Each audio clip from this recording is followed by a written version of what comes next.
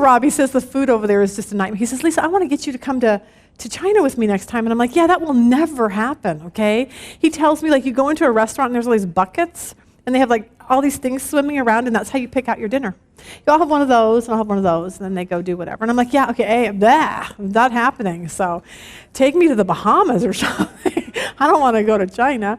So he finally got home, and we went to the grocery store, which is a good thing. So now we have food in the house again. Because I told you when he's gone, I don't really do much of anything. So I told you I was kind of on this Fruit Loops kick, okay? And so when we went to the store, I don't know what it is in me that makes me feel like I have to tell the person in the cereal aisle why I am purchasing 3 big boxes of Fruit Loops, okay? So I'm walking by and putting it, and I looked at this guy, and he was standing next to his wife, and I said, yeah, I guess I'm just kind of addicted to Fruit Loops right now. And he's looking at me like, why are you telling me that? And as I walk by, I hear him say to his wife, I am certainly glad you don't eat like that. Fine, whatever. Cheyenne did the funniest thing the other night. This is technology. So Rob and Cheyenne and I are sitting in our bed in our bedroom watching TV. And she picks up her phone and she starts texting someone. I said, who are you texting? And she said, Dusty, which is our other son. He's in the other room. And I said, why are you texting Dusty? And she said, I told him you needed him in here. And I said, why would you tell him that? She goes, I need him to go get me a cup of orange juice. And I knew he wouldn't come if I asked him, so I told him you needed him. So then he just walks in the door and he's like, Mom, what did you need? And I'm like, oh, serious? She's kind of a brat. So that's technology for you. All right, today we are going to talk about fear. And I learned so much. This is such a big topic for me because I used to fear so much in my life, and now I really don't fear much about anything. And I want to impart that to you because I want you to live life in peace. But the problem is that because we're in Luke, we go verse by verse. And so you have to, we have about 10 minutes of a couple other verses that we have to go through before we hit the fear thing, okay? So just an FYI on that. If you're wondering about the fear, don't turn this off or go to sleep yet, okay? Because it is going to be really good, but I want to make sure if we're going through Luke that we do hit the other verses that we're talking about. Okay, so last week we ended with the seeds and the soil, and we ended with the fourth soil, which is someone who hears the word, who grows in their faith, and who produces fruit. Okay, so that's how it ended. Now we're going to pick up chapter 8, verse 16, and we'll just kind of go from here. Now, no one after lighting a lamp covers it over with a container or puts it under a bed, but he puts it on a lampstand so that those who come in may see the light. For nothing is hidden that will not become evident, nor anything secret that will not be known and come to light. Now, a few weeks ago, we already talked about light. I don't know if you remember, if you were here, we had the pictures of the candles in the darkness, and we talked about what it means to be a light in the world. So I didn't want to go down that path. But what I did, Cheyenne gave me a really good illustration of being a light. And let's see if we can do this. It's going to be really hard for you to see this up there because of all the lighting and stuff, but you'll get the picture. I started thinking about, she was telling me about this happened at Liberty at their school, and someone made a YouTube video of it. And I said, you know what, I want to show this because I thought, what if you and I came in contact with somebody that really had a need, or really we could shine our light, and we did it, okay? And it made me think that this, for some reason, gave me a great illustration for this. So I'm going to have you watch this because it's kind of exciting, I thought. Hi Camel Country, my name is Jessie Jones. I'm a PE teacher at Liberty High School in North Peoria. I have one of the biggest Brad Paisley fans in my class. Bradpaisley. And what does that spell? Brad Paisley. I do teach special ed PE, and he is a sophomore in this class. His name is Bailey. I learned that Bailey loved Brad Paisley because we were playing a friendly game of dodgeball, and I had Camel Country playing on the radio because they love to listen to music, especially country, and Beat the Summer by Brad Paisley came on. As long as I live, whatever I do. And it was as if time had stopped and Bailey was in his own world. I hope that in this short video You can see what an amazing student he is and such a deserving student. And Camel Country, I hope we can make a dream come true for Bailey so he can see Brad Paisley in July in concert. Thank you. My name is Steve, and this is my friend Nina. We're from the new Camel at 107.9. How you guys doing today? It's our first time to Liberty High School. You guys are awesome. And we got together with some of our friends. And one of our friends happened to know somebody very special. And there's one more person that wants to say hello to you today. Check out this video right up here.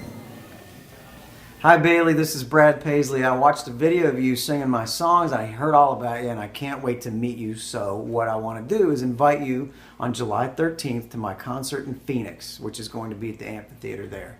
Please come see me. Let's hang out. I can't wait to meet you and I want to hear you sing my song in person. So to make sure we all know what's going on, Bailey, you are going to be the guest of honor at Brad Paisley's concert this summer.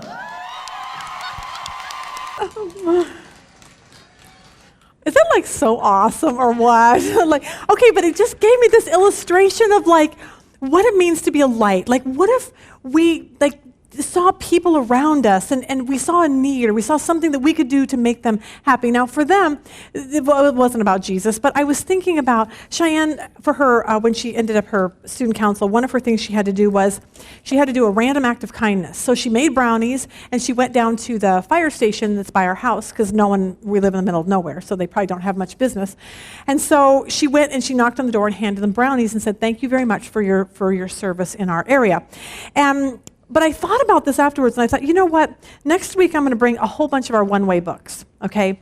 And my thought is, this summer, keep some of these in your car, and when you come across somebody, like, I love doing, I think that's awesome, but I think it would be more awesome, too, if we could say, I do this and I help you because I'm a follower of Jesus. And here's a little one-way book, and if you want to know anything about him, and we kind of tie our faith in with our good works because Jesus says that's what happens as a follower of Christ. Like, we don't let our light, we let it shine. We don't cover it up. That's kind of what it looks like. So anyway, I thought that was a really good illustration.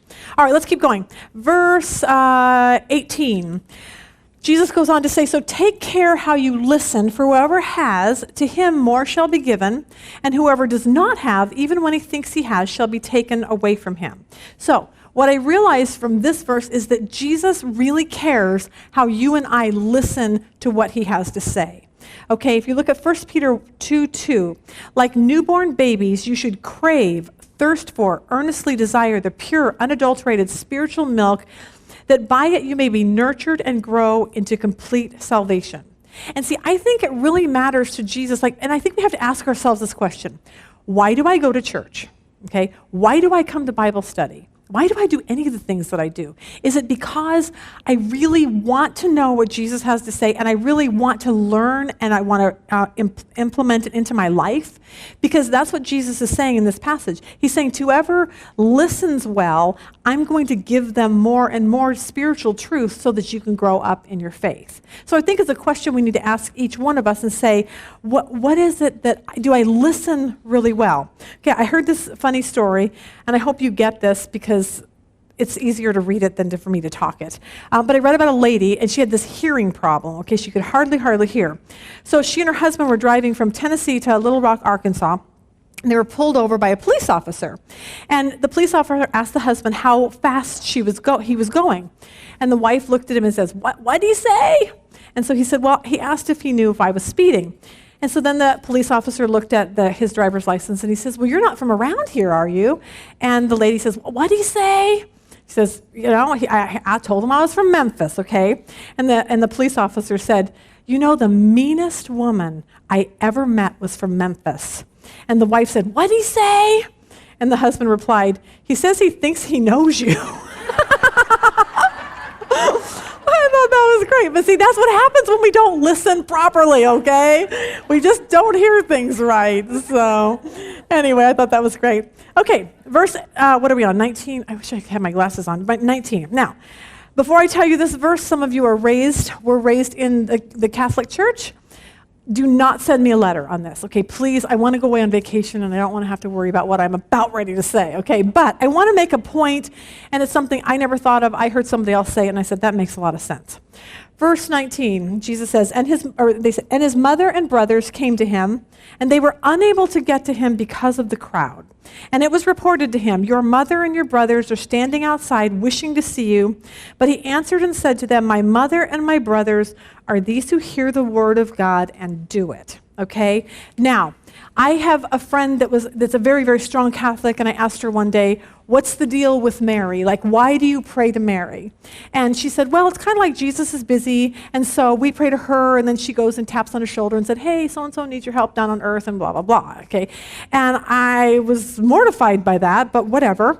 But the problem here is that I think if we look at this passage, Jesus did not make a special path for Mary. Okay? He didn't say, Mom, make a path because you guys need to talk to her in order to get to me. Okay? He didn't even acknowledge the fact that she was any different than anyone else. And we got to get that, okay? Because Jesus is saying in this passage that you and I and any follower of Christ is the same as Mary. Yes, she had a special, in life. She had a purpose in life. God gave her to be the mother of Jesus. But he's saying here that it doesn't matter if you come to him or she comes to him. The only thing that matters is if we obey him and listen to him. That's what makes us all in the same family. Okay? So that's something kind of a big news thing if you come from the Catholic Church. All right, let's talk about fear. The next scene, Jesus is getting ready to take the disciples, and they're going to go wandering, or they're going to get into a boat, and they're going to go across the Sea of Galilee, okay?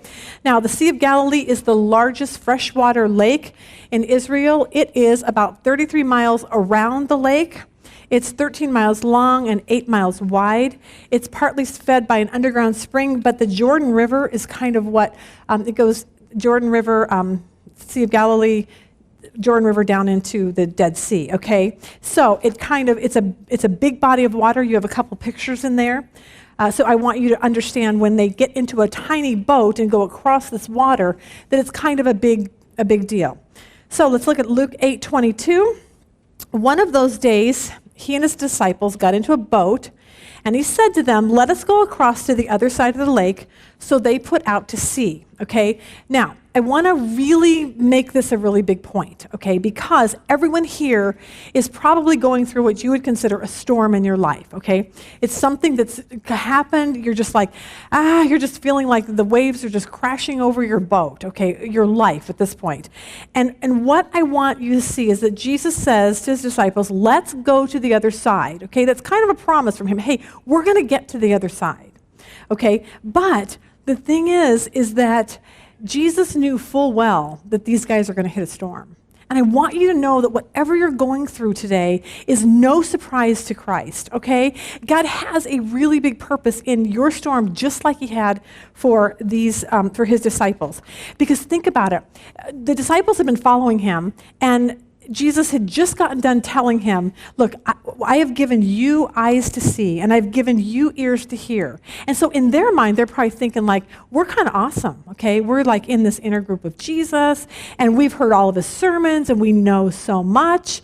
But the problem is that head knowledge doesn't make fear go away, okay? And we're going to learn that because head knowledge, we can sit in church and we can sit in Bible study and we can learn lots of things, but that doesn't move us into growing into our faith. And the unfortunate problem is that the only thing that grows our faith and that will get us through our fears is storms, okay? And we hate that because I don't like storms, okay? I'm kind of like, no thanks, I'm good to go, Jesus, just leave me alone at this point, okay? But the thing is that Jesus knew the disciples needed a storm. They needed to learn something valuable about following him, and that was that he was trustworthy. You can come to him for anything. He's got it under control, and they needed to learn that, and the only way we're going to learn that is by going through something like that. So this storm they were about ready to hit was fashioned by God,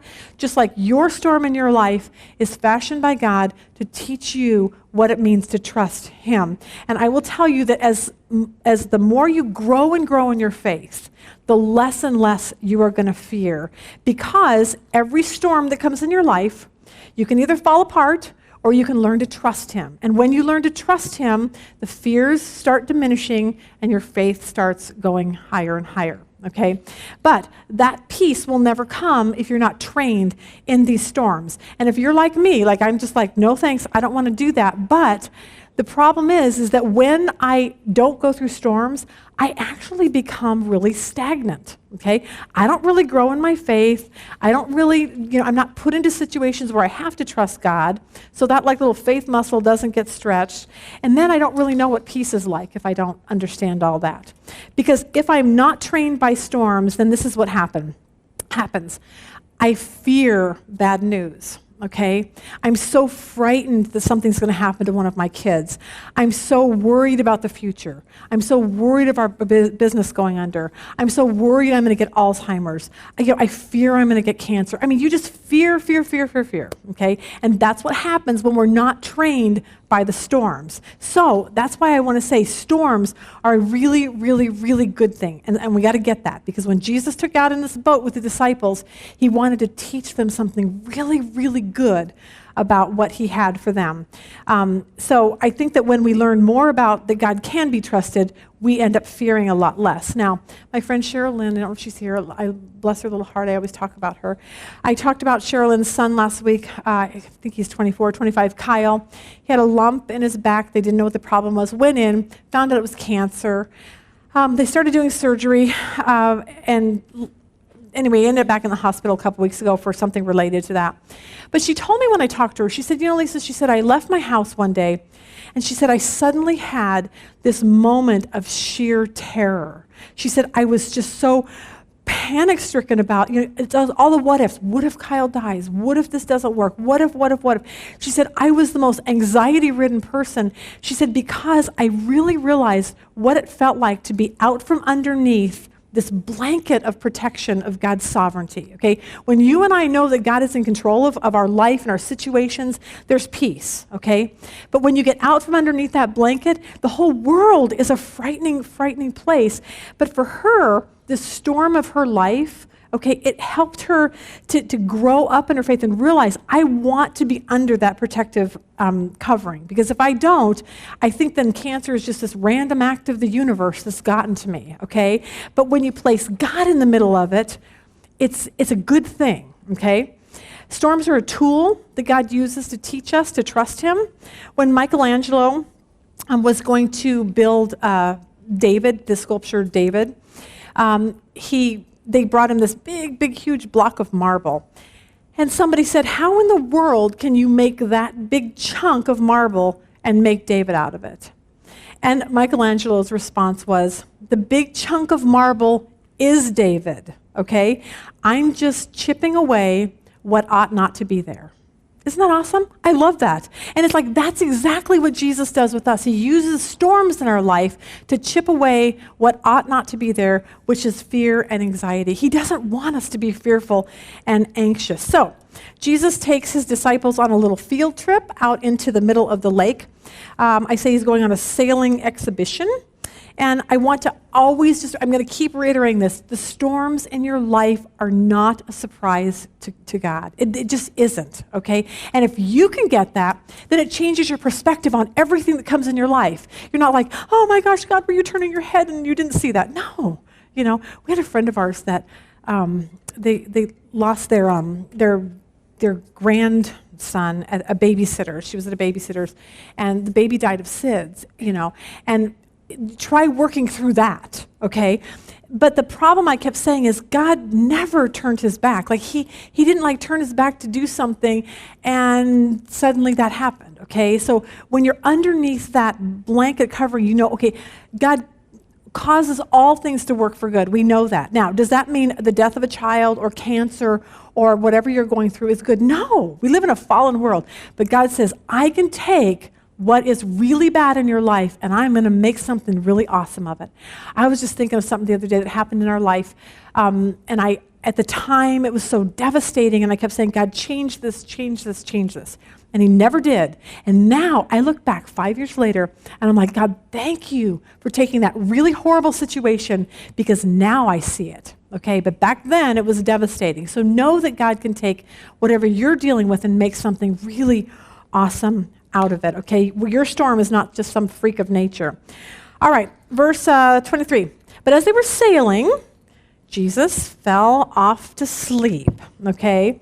Now, here's the problem, is that the disciples heard Jesus say, we're going to the other side. Now, they should have said, we're going to the other side. It doesn't matter what happens on this boat ride, we're going to the other side, okay? I'm going to trust Jesus. He told me that. So if the waves start, coming up, I'm not going to fall apart. I'm just going to say, hey, he knows what he's doing.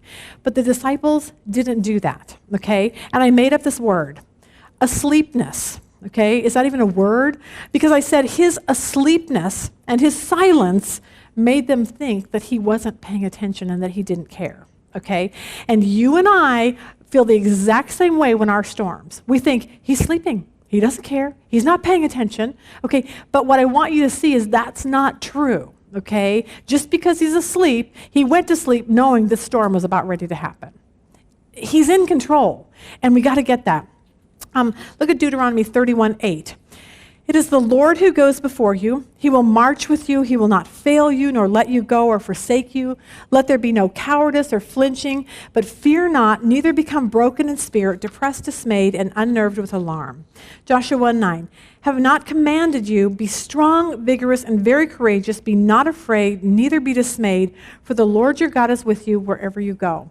Those are promises that you and I have to stand on the minute a storm comes in your life. Okay? Put them on your refrigerator, memorize them, and say, no, I know I'm going into the storm. I don't like it, but God promises me that he's going before me and he's going to go with me. Okay? And if that's the case, there's not a lot we have to be worried about.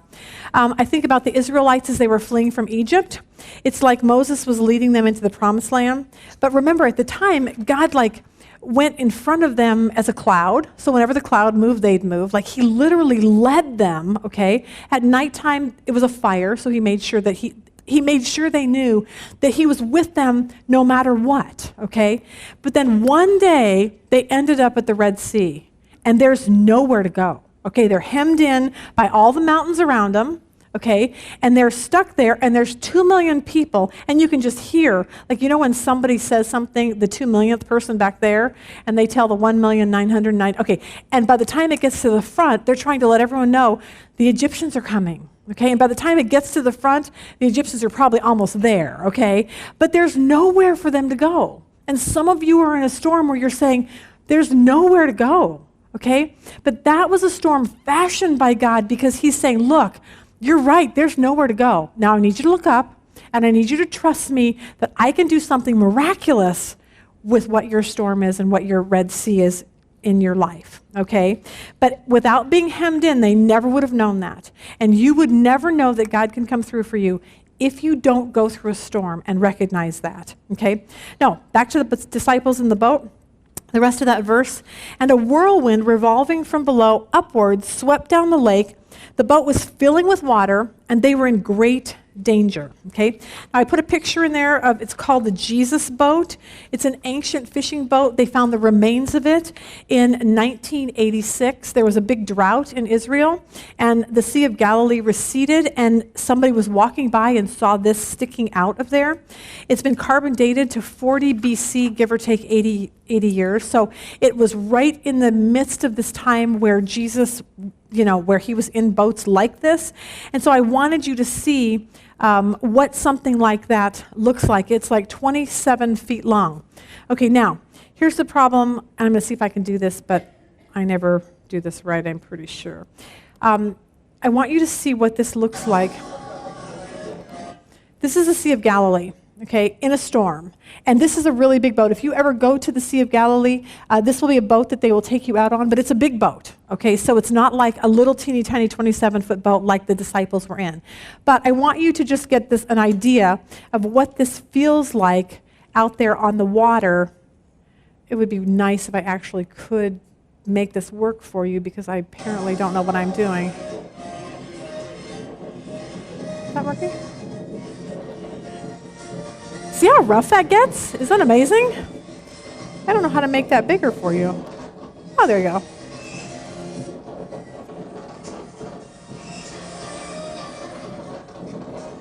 Okay, you get it. Whew.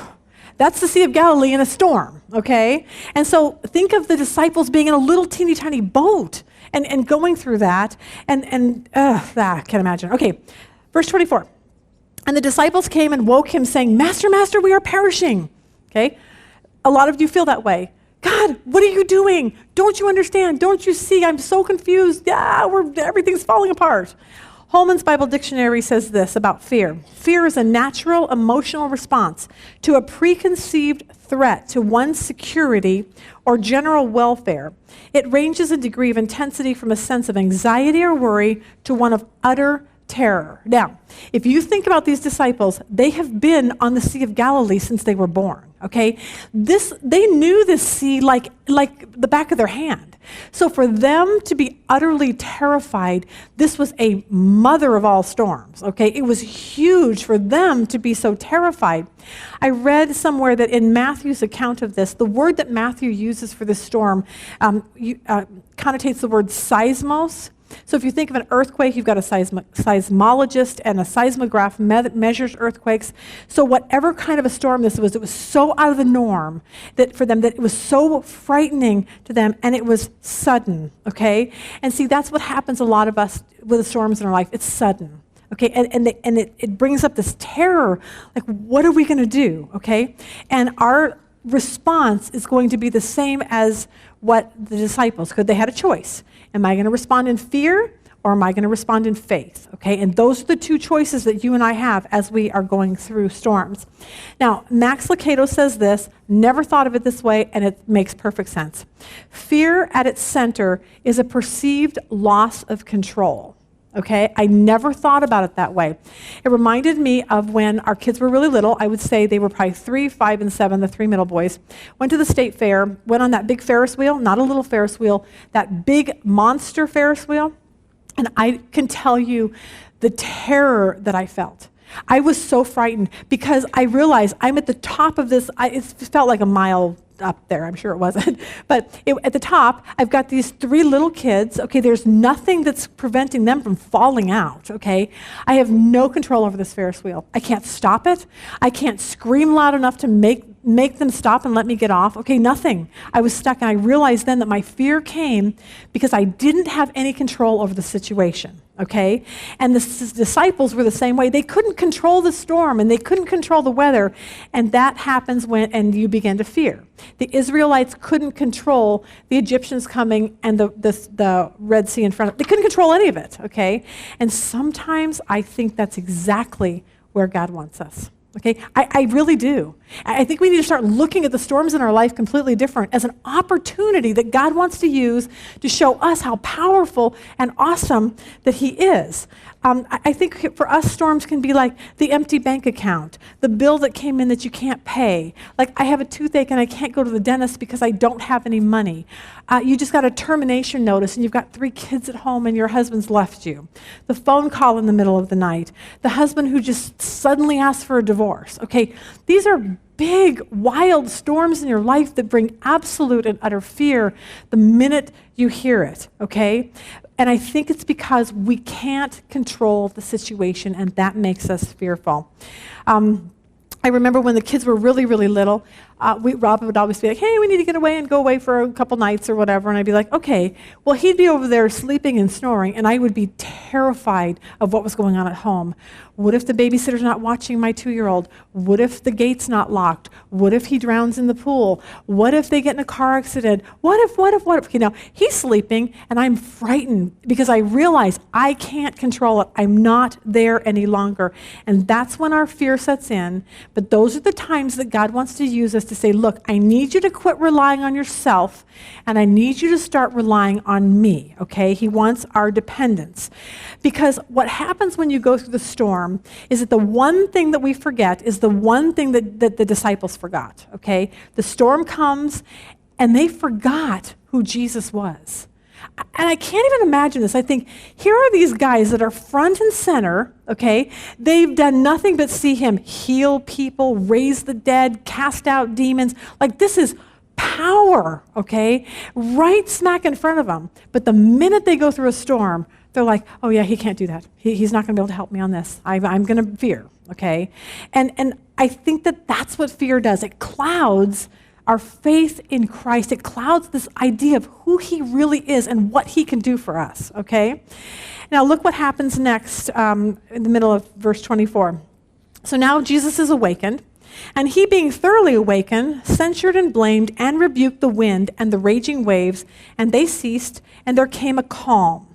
And he said to them, why are you so fearful? Where is your faith, your trust, your confidence in me, in my veracity and my integrity? Now, I don't know about you, but if that were me sitting there, I would say, well, I have an idea, Jesus, possibly because you were sound asleep and you were snoring, okay? And when you're like that, I think you don't really care. And I don't think you're paying attention, and I don't think you're watching. And I don't want to bother you, okay? And those are what happens when we get into that mode of fear. And then what's interesting is that for the disciples, their fear of what might happen to them in their life changes to this utter amazement at this powerful God that is in this little tiny boat with them. And look at what the next verse, he says, and they were seized with alarm and profound and reverent dread, and they marveled, saying to one another, who then is this that he commands even the wind and the sea, and they obey him? And so here is number one key to the key to curing fear, okay?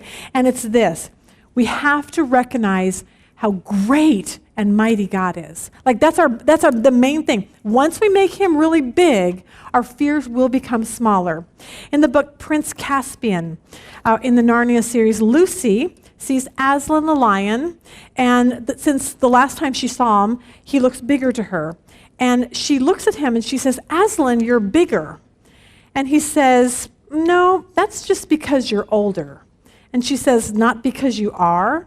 And he says, I am not, but every year you grow, you will find me bigger, okay? And I think that that's the key to fear. Every time that we make Jesus bigger and bigger and bigger, our fears become smaller and smaller and smaller.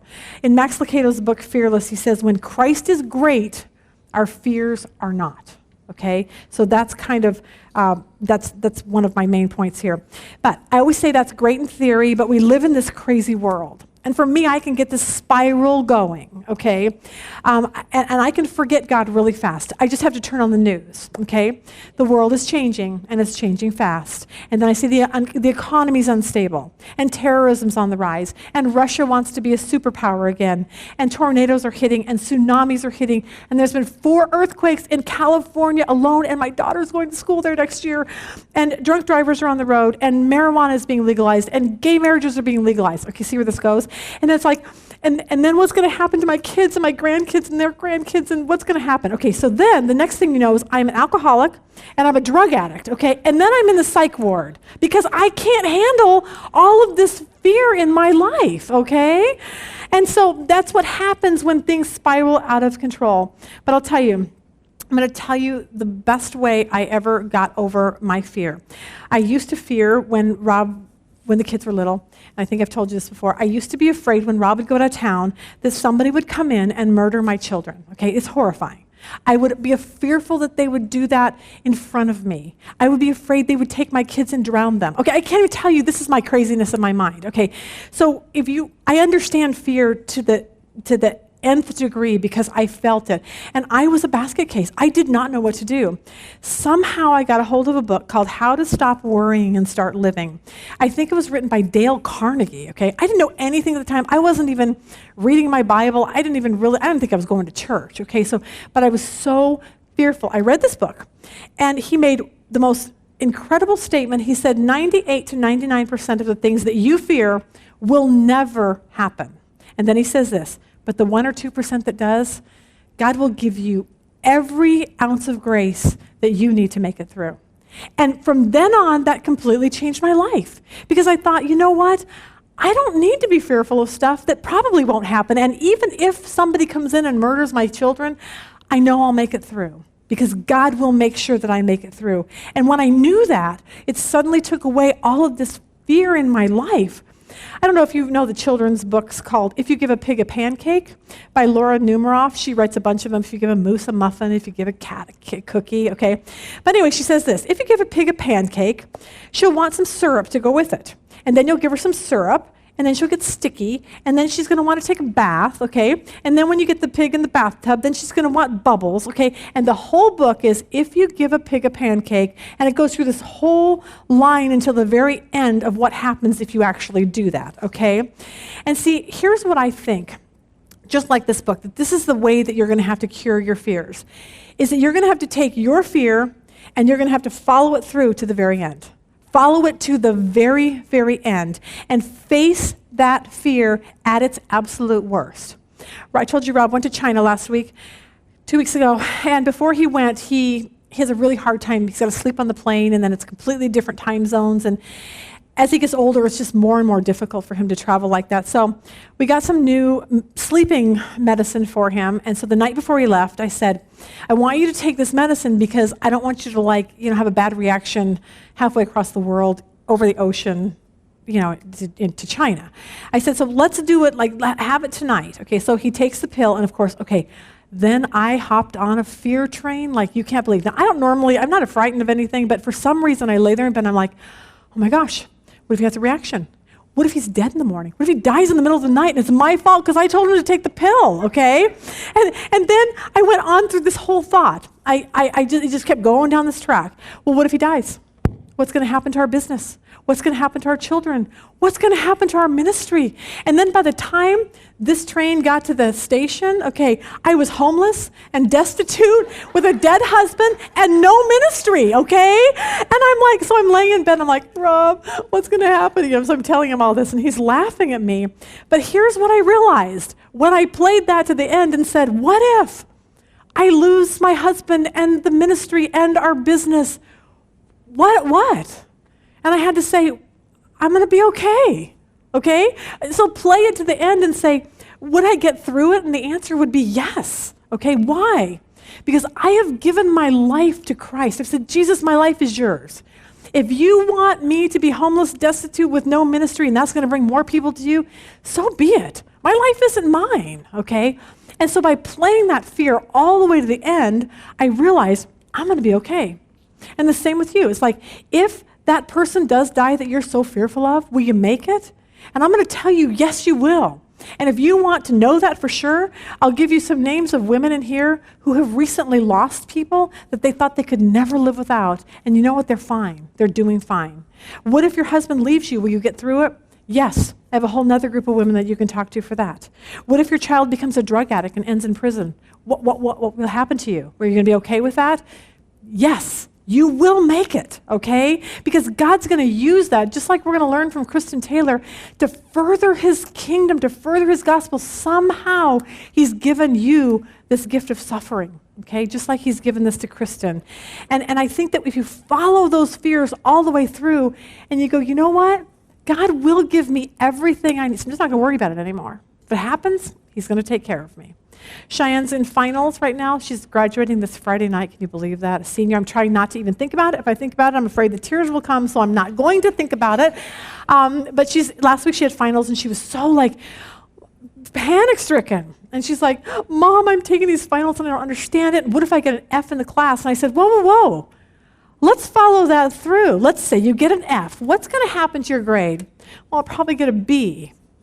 I said, I have an idea. Let's just not study and go out for ice cream, okay? So what if you get a B? Whatever, you're in the college that you already want to go in. But for her, that was so frightening. But I said, Cheyenne, follow it to the end. What if it happens? Oh, well, okay? So, number one, facing fear, overcoming fear is to face it. And I want to show you how this happens with Jesus. When Jesus was in the Garden of Gethsemane, we think that he's God. And so we tend to think he wasn't scared, or he wasn't fearful, or whatever. He was terror-stricken, okay? Because not only was he God, but he was fully man, okay? So think about that. Here's Jesus, who knows in the next few days he's going to be scourged and beaten and whipped and hung on a cross. And not only that, but all the sins of the world are going to come on top of him. He's going to be separated from his Father. And you don't think that brings a lot of terrifying moments? I can assure you it does, okay? And so look at what Mark says in this whole scene, Mark 14:33. And he, Jesus, took with him Peter and James and John and began to be struck with terror and amazement and deeply troubled and depressed. And he said to them, my soul is exceedingly sad, overwhelmed with grief, so that it almost kills me. Remain and keep awake and be watching. Okay, so I would assume that terror means he's very fearful of what is just about ready to happen. And some of you have been right there. You have that moment of like, I just got this really bad news. I don't know how I can handle it. How am I going to face my future? How am I going to live without this person? You just fill in your own blank for that. But look at what Jesus says the antidote to fear is. Verse 35. And going a little farther, he fell on the ground and kept praying that if it were possible, the fatal hour might pass from him. And he was saying, Abba, which means Father, everything is possible for you.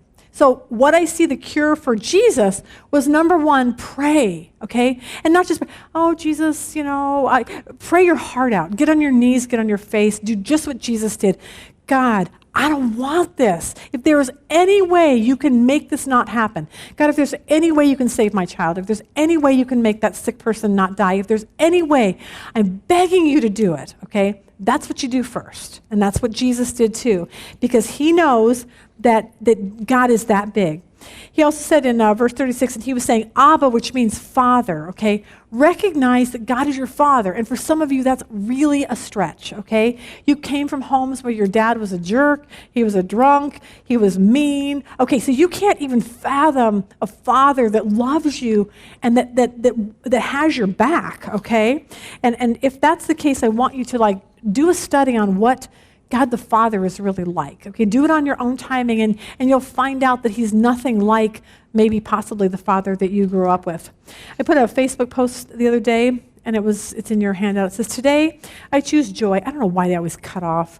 God already knows what this day brings. He's got my back. No need to worry, okay? And we need to realize that with God, to say, look, God, you have my back. As a child of his, he has our back. That's really good, exciting news, okay? And he's powerful enough to make whatever we're fearing go away, okay? But here's the deal. Sometimes he doesn't. Okay? Just like Jesus, he didn't take it away from him. And sometimes for you and me, he doesn't take it away from us. And when the storms come, for Jesus, when it was the physical torture and when it was the cross in the near future, for some of you, it may be when the chemo starts, when the divorce attorney calls you, when your daughter's packed her bags and she's moved out. It doesn't ever feel like God has our back. And I'm going to assume that that's the way it was with Jesus. The minute he was separated from God, he's probably like, really? You don't have my back, okay? But there's just a bigger purpose that goes on with the suffering that you and I are privileged, and we need to look at it like that, are privileged to go through, okay? He's given us the privilege of going through something that most people never will, so that he can use us in the future. Look at verse 36, and this is where Jesus ends on this whole thing. I gotta see what time it is. I don't even know what time it is.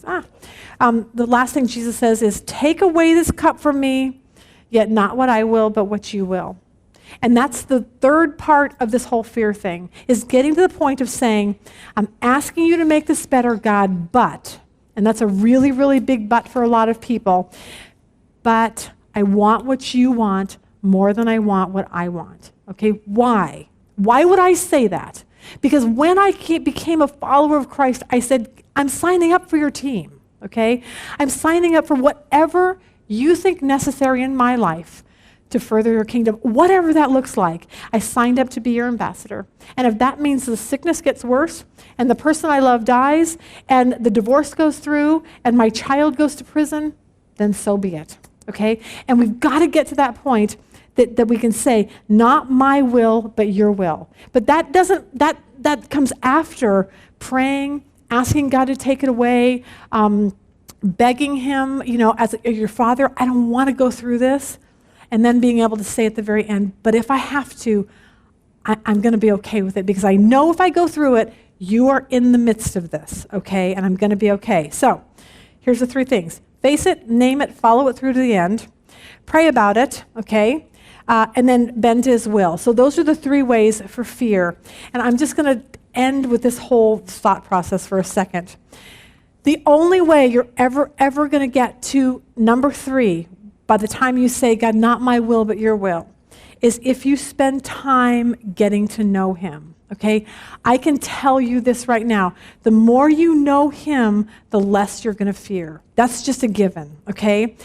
Max Lucado, he said somebody from his church did some kind of a survey to 1,000 different churches and asked these pastors, what is the main thing that keeps you passionate for your faith or wanting to share the gospel? What is it that keeps your faith strong? And you would think it would be like church, I go to Bible study every week. No, it's reading his word. That's it. And I can't even make that any better. And the thing is that the more we learn about him, we read the stories about the Red Sea and Joshua taking the promised land and Moses, and we read all these stories and we're like, wow, I serve a really big God, okay? And when you realize how big he is, then suddenly you go, nothing is out of his control. Not my storm, not my problem, not anything. And when you know that, he becomes so big in your life that your problems are really small. And you just don't fear anymore. Dusty was driving this morning. I was driving in and I realized that, and most of you know when Dusty got his driver's license, it was a frightening moment for us. But I look back now and he said, I'm going to pick up my friend for school today.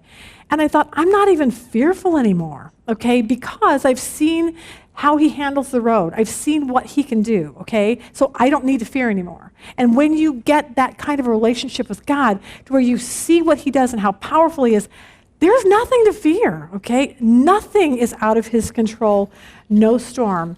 And if you're here and you're saying, well, I'm just too busy. I'm too busy with family and work and kids and sports and dance and all those kind of things. I'm just going to tell you right now that you most likely will never overcome your fears. It's not going to happen.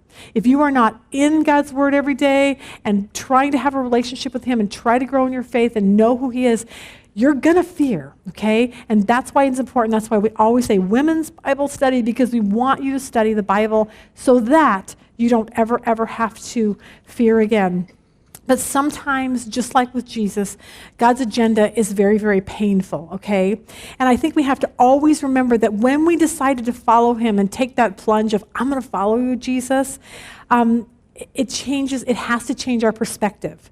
Our perspective can't be, I'm going through this and it's really bad and poor me, okay? Our perspective has to be, God is in control of my storm. He knows exactly what he's doing, and I'm kind of excited for what he's going to do. God, use me in however you want to use me. And for Jesus, that meant a painful death on the cross. And for Mary, that meant seeing her son brutalized and thrown on a cross. For John the Baptist, it meant prison and beheading. Sometimes things just don't go, but were any of those things out of God's control? No. And every one of them were used so that we could learn what it means to trust God. And sometimes we're put in really tough situations, and some of you are right there, and I just want you to know, change your perspective, okay? Don't think for 1 second that God is not there. The cure to fear is giving everything over to his control. And I always go back to the Lucy asking Aslan if he's bigger, and he says, I am not, but every year you grow, you will find me bigger. When Christ is great, our fears are not. So I want to say, let's do everything we can to make him great in our life, because I guarantee you, the greater he is in your life, your fears will go away. Okay? God, thank you for your word.